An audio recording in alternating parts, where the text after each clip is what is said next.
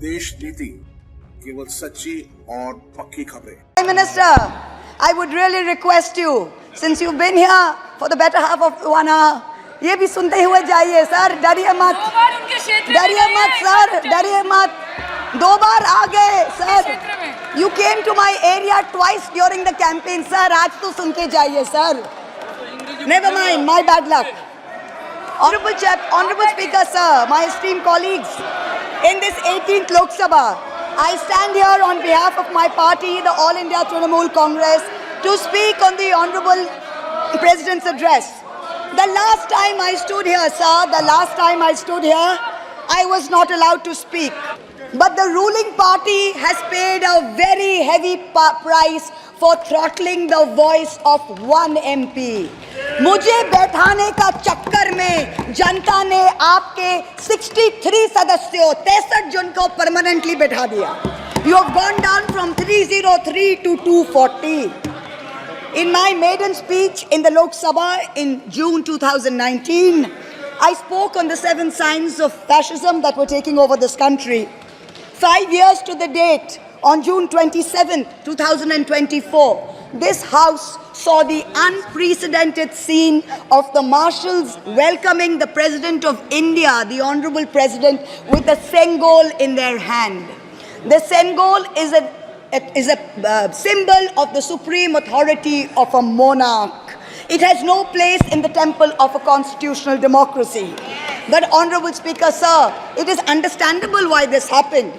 Because the BJP has still not understood that their 303 brute majority, their Rajtantra, has been reduced to a 240-seat minority by the Loktantra. They are still living in the world of the Sengol.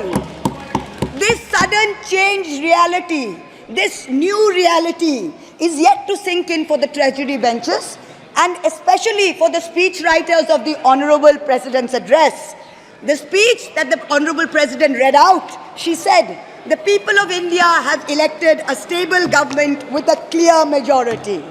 Please do not embarrass the office of the President by using poorly edited cut and paste versions of old speeches. This is not a stable government. It depends on multiple allies with a history of U-turns. It has not got a simple majority. The BJP is 32 short of 272. It is going to be a very hard landing for the treasury benches, as was obvious today. This time, there are 234 warriors this time, firmly united, and we have walked through fire to walk through these doors, so you will not be able to shut us up this time the way you did last time. There are numerous statements in the Honorable President's address that defy even a tenuous link to truth and to reality. Like in my 2019 maiden speech when I spoke in 7 signs, today I have picked out 6 themes from the Honorable President's address, and I will analyze how each of them is an exercise in fallacy and exercise in untruth. The address covers many issues, but I have chosen 6 themes. The first theme, the Northeast. The Honorable President's address says that the government has increased allocation for the Northeast by 4 times, has worked for increased and lasting peace in the area. Now, I have one question. Why is the word Manipur nowhere in the speech? Why do we refer to the generic Northeast? During the Lok Sabha campaign, the BJP, the ruling party, the Honorable Prime Minister mentioned many words beginning with the letter M. Musalman, Mullah, Madrasa, Mughal, Mutton, Machli, Mujra, Mangal Sutra, but not once did they mention Manipur. We don't need to act east. The government says we want to act east. We don't need you to act east. Look east, walk east, and most important, embrace east. I stand here for my brothers and sisters of Manipur, and I quote the revolutionary poet Pablo Neruda. One morning the bonfires leapt out of the earth. One morning the bonfires leapt out of the earth, devouring human beings. And from then on the fire, from then on blood. Come, see the blood on the streets. Come, see the blood in the streets. Please go to Manipur, see the blood in the streets. The second theme in the President's address, women empowerment. The speech says, women in our country have been demanding greater representation in the Lok Sabha and Vidhan Sabhas, and today they stand empowered by the Women's Reservation Act. This is a complete untruth. Firstly, you conveniently delayed reservation for women in parliament because you actually fear women. Yes. You fear Nari Shakti. Yes. You want their support, but you certainly don't want us here. The 17th Lok Sabha had 78 women, 14.3%. The 18th Lok Sabha, this Lok Sabha has only 74 women. 4 women less than last time, only 13.6%. The ruling party, the BJP, had called a special session to bring in the Women's Reservation Bill.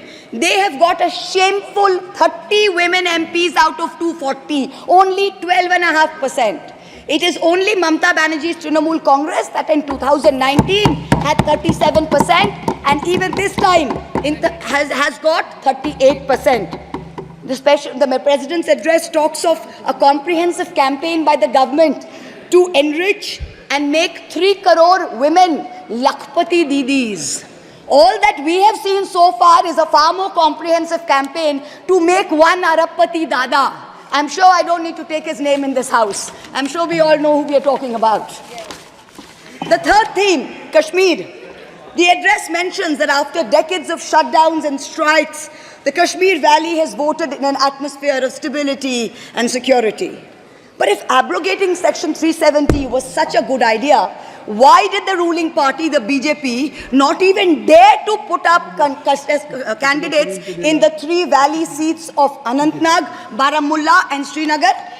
If 370 was such a big deal and you were going to campaign on the basis of 370, you did not even dare to fight the seats. The Kashmir Valley has voted in MPs who were against your 2019 decision. You downgraded Ladakh into a union territory. You told them it was a temporary move. Today, 5 years later, the Ladakhis are still waiting. They have not got back their statehood. You have not given them a legislature. You have not included them in the 6th schedule. You have not given their demand of 2 separate seats of Leh and Kargil. As a result, in the current Lok Sabha, the Ladakhis have relegated you to 3rd position in the Lok Sabha. You lost it.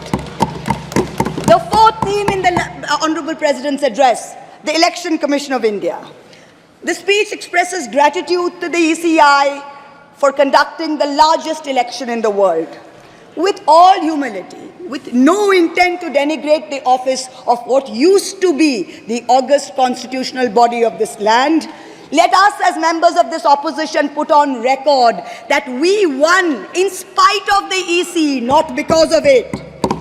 The commissioners chosen by a government-dominated panel in willful disobedience of the Supreme Court turned a deaf ear to the most egregious violations of the Model Code of Conduct by the ruling party, by the Honorable Prime Minister with his hate-filled speeches and his divisive religion-based rhetoric. This country has been ashamed and disgusted by the language used against minorities during this campaign. This election will go down in history where an eager and compliant election commission turned a blind eye and a deaf ear against the excesses of the ruling party when the MCC was in effect. Opposition leaders were arrested, party accounts were frozen, ED and CBI even came into our election offices with impunity. Ultimately, the voters took charge and they said, "Bahut ho gaya. Enough is enough." The 5th theme, and here I have to commend the speech writer's very dark, almost macabre sense of humor. The Indian Railways, aviation and infrastructure. The address says that work on the Ahmedabad-Mumbai bullet train is going on at a fast pace, and Indian Railways is doing feasibility studies for bullet train corridors in the north, in the south, in the east of India. Now I'm going to ask the government a question. Why are you, Honorable Chairperson? Is this a cruel joke? You are sanctioning 1,08,000 crores. 1,08,000 crores for one single Mumbai-Ahmedabad bullet train. A basic high-speed rail network costs 200 crores per kilometer. The Indian Railways is touting the Kavach anti-collision system. It's an automatic train protection system as the cheapest in the world, says 50 lakhs per kilometer is the cost. The total rail tracks in India is roughly about 126,000 kilometers. So the cost of covering all of India with Kavach is going to be 63,000 crores. All of India's Kavach costs 63,000 and one single Ahmedabad-Mumbai bullet train costs 1,08,000. Please look at the numbers. Last June in Balasore, 3 trains collided, 296 people died. The ministry said Kavach was not operational on that route. Last week, Kanchenjunga Express collided with a goods train in New Jalpaiguri. 10 people died. Again, the ministry said Kavach is not operational on the route. The Economic Times had a survey which said at the current level of funding, it will take 50 years for all of India to be covered under Kavach. And you're telling us about bullet trains. And please don't start shouting about what it was during Nehru's time. We don't know and we don't care. False equivalences cannot take the place of real body bags. The address mentions about how India is apparently the 3rd largest domestic aviation hub of the world. In truth, India's airports have become domestic hazard hubs. First in Jabalpur, then in Delhi, then in Rajkot.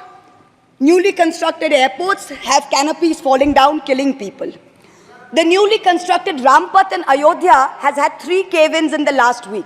The Pragati Maidan tunnel is flooded. The Atal Setu has developed cracks. The Ram temple's roof is leaking. This is exactly what happens when infrastructure is poorly planned and rushed in order for photo opportunities by the supreme leaders. The sixth theme, competitive cooperative federalism. Honorable Chairperson, sir, the last decade saw the most brutal government-sponsored throttling of cooperative federalism that this country has ever seen. I speak for my own state of West Bengal. The centre has withheld 7,000 crores in Manrega funds. 17 lakh households have been deprived for work already done. It has held back 8,200 crores under the rural housing scheme, over 11 lakh houses sanctioned but not paid. Another 1,000 crores has been held back in pension and PMGSY. A total of 16,000 crores. When we went to meet the Rural Development Minister, we were dragged out by the Delhi police and bundled into prison vans. Last week, as a delegation, we went to meet with Atishi of the AAP, who was on hunger strike. Look at what is happening in the AAP government in Delhi today. The Aam Aadmi is in power in Delhi. There was a 1994 water sharing agreement which mandated Haryana to release 613 million gallons of water per day to Delhi. Haryana is run by the BJP government and they have reneged on this agreement. They are releasing 100 million gallons less per day, as a result of which 28 lakh people in Delhi are having to go without water per day. This government's competitive cooperative federalism seems to be an exercise in how to compete on how to choke opposition-run states. भैया हमको बैठाना आप पे बहुत भारी पड़ा, हमको मत बिठाइए, बहुत भारी पड़ा आप पे, बहुत भारी पड़ा. The government spent the past 5 years. Honourable member, kindly you address to the chair. The government spent the first 5 years in almost perfecting an elected autocracy. And by the end of 2023, this government had reached the pinnacle of their arrogance, where this parliamentary democracy was replaced by a monstrous super cult, the cult of the supreme leader, the non-biological leader born of the Paramatma, who stood in this house and proclaimed, "Ab ke baar 400 par, and ek akela kitno pe bhari pada." This was the turning point. This was the turning point when the destiny of the ruling party changed. Whether in Greek mythology, whether in Indian mythology, if you act with arrogance towards the gods, you will be punished. We have 33,000 gods in India. But in our democracy, the most supreme of them is the Gana Devata, the Lord of the people, and they have punished you. You may have formed a government again, but yours is a Pyrrhic victory. A victory which inflicts such a devastating toll on the victor that it is tantamount to a defeat. In Bengal, the supreme leader started his Vijay Sankalp Yatra on March 1st in the constituency of Arambagh, then came to Krishnanagar, then came to Barasat, ended on May 29th in Calcutta. मेरे ऊपर तो विशेष कृपा की उन्होंने, दो बार आए. The BJP lost all these seats. The Honorable Prime Minister did 23 campaign meetings in Bengal and lost in 20 seats. In Maharashtra, the Honorable Prime Minister campaigned in 18 seats. The NDA lost in 15 of them. एक अकेला कितनों पे भारी पड़ा. In Punjab, he campaigned in Hoshiarpur, in Jalandhar, in Patiala, in Gurdaspur. The BJP all lost all the 4 seats. एक अकेला कितनों पे भारी पड़ा. In Rajasthan, he campaigned at Banswara with the most disgraceful references to Muslims. In outright violation of the law, the EC kept quiet. Not only did the BJP lose Banswara by over 2 lakh votes, the BJP, which had won 25 on 25 in 2019 and won the state government only months ago, came down to 14 seats. Ek akela kitno pe bhari pada. 3 states, Uttar Pradesh, Maharashtra and Bengal, account for 170 seats. That is exactly 1/3 of India. The BJP won in only 54 of them. Ek akela kitno pe bhari pada. In 2019, the Prime Minister, the Honorable Prime Minister, had taunted the now leader of the opposition by saying that he must have used a microscope to find that one single seat in India where the minority were in majority. Honorable Chairperson, sir, it is so ironic that today the majority needed no microscope to turn the BJP into a minority. जहाँ भी majority है, वहीं आप ही minority बन गए. आप तो घुस-घुस के मारने वाले थे ना, इस बार तो जनता ने घुस-घुस के मार दिया. The treasury benches have always claimed that the opposition lacked in hard work and in merit. We are all part of a Parivarvad. We are dynasts. Whereas they are proud to be part of a meritocracy. They are proud to be part of a Modi ka parivar. How ironic is it today that 20 ministers in the union cabinet are dynasts? How ironic is it that the Honorable Prime Minister has to take to social media himself to tell people that no, it is not Modi ka parivar, it is NDA, the Nitish Naidu Dependent Alliance. In January, the Honorable Prime Minister consecrated the unfinished Ram temple in Ayodhya. He said he was tasked with the divine duty of bringing Ram Lalla home. The Ram Mandir was going to ensure that not only would the BJP cross 400 seats, but that this government would last 1,000 years. The last time in history that we heard of a 1,000-year vision was during the Third Reich. This was the second time that we've heard of it. But then ultimately, Lord Ram said, stop, not in my name. Oti dorpe hoto Lanka. Too much arrogance, too much pride caused you to lose the kingdom of Lanka. The BJP lost in Ayodhya, Faizabad, where the temple is. It lost in Banda Chitrakoot, where Lord Ram meditated. It lost in Shravasti, where the son of the Honorable Prime Minister's ex-secretary said, my father has built the temple, campaigned in his name, you lost there. All the seats around Ayodhya, Basti, Sultanpur, Ambedkar Nagar, the BJP lost. ये तुम लोगों के नाम जपो में पहले सा आराम नहीं. ये तुम लोगों के नाम जपो में पहले सा आराम नहीं. जबरदस्ती के जय श्री राम में सब कुछ है पर राम नहीं. जबरदस्ती के जय श्री राम में सब कुछ है पर राम नहीं.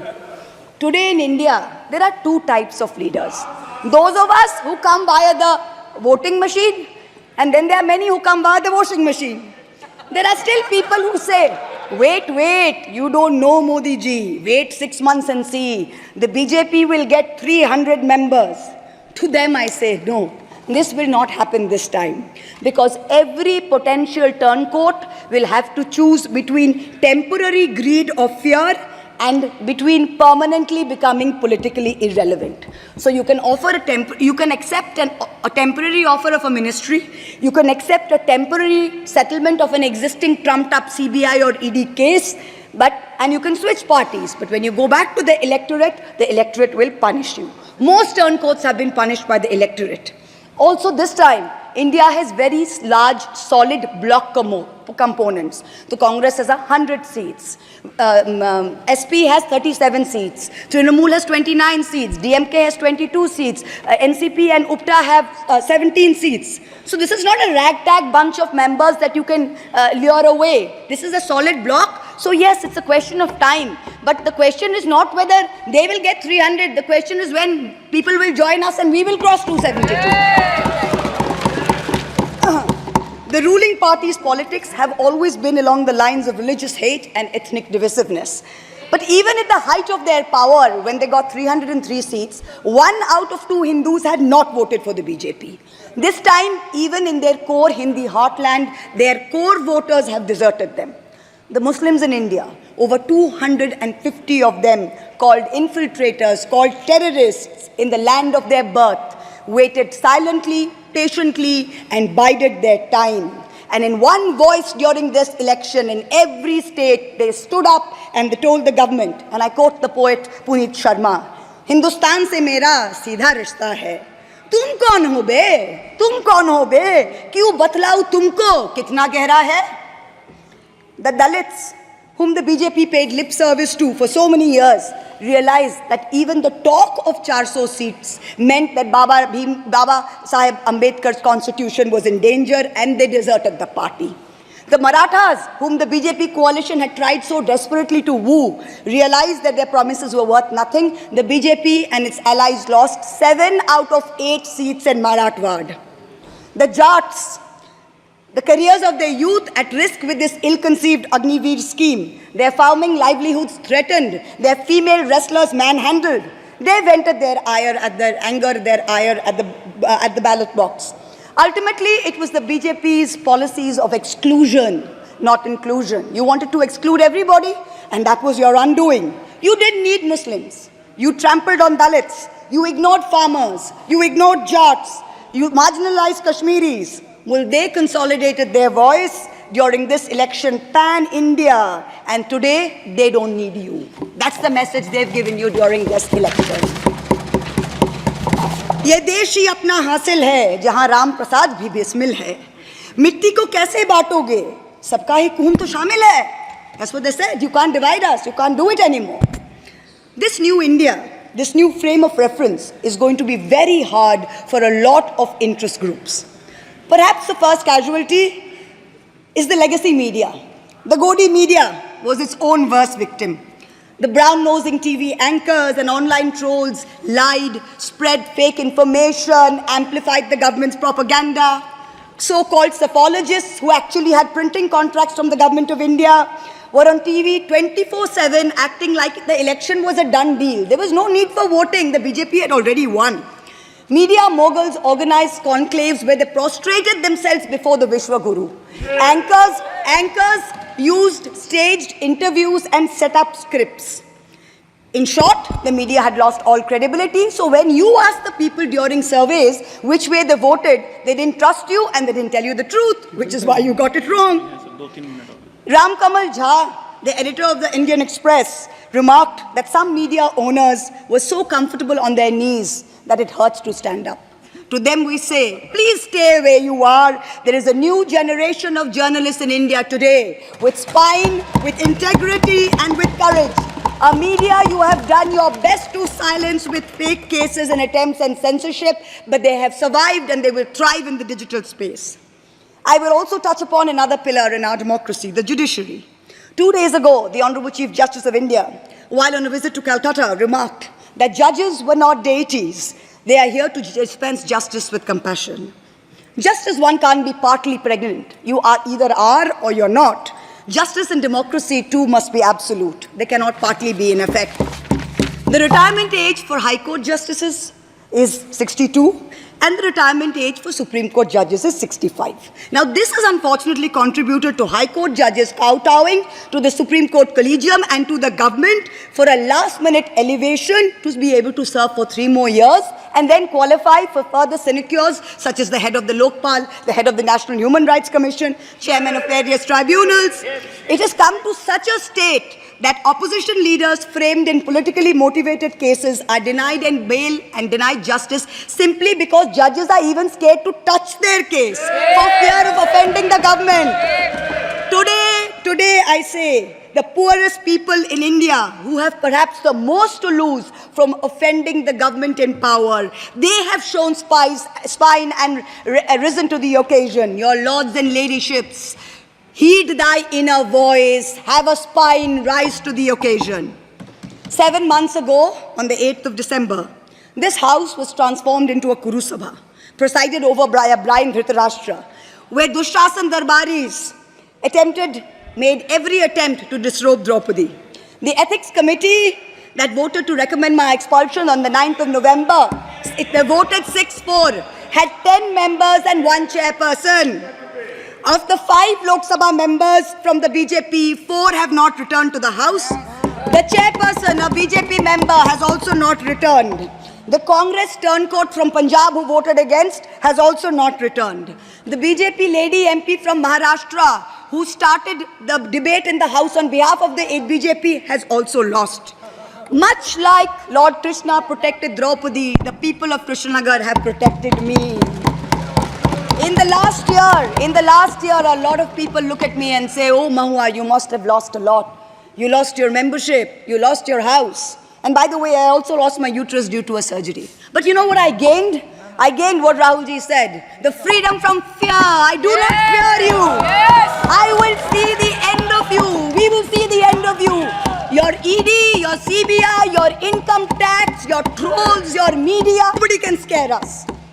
The people of India are patient. They will wait patiently for this government to fall. And I hope that whoever writes the next speech for the Honorable President of India will give her the respect and the honor due by not filling it with falsity. This government has dishonored the office of the President by giving her a script that is full of... We wait, and the people of India wait, for the restoration of her honor and for the honor of her august office.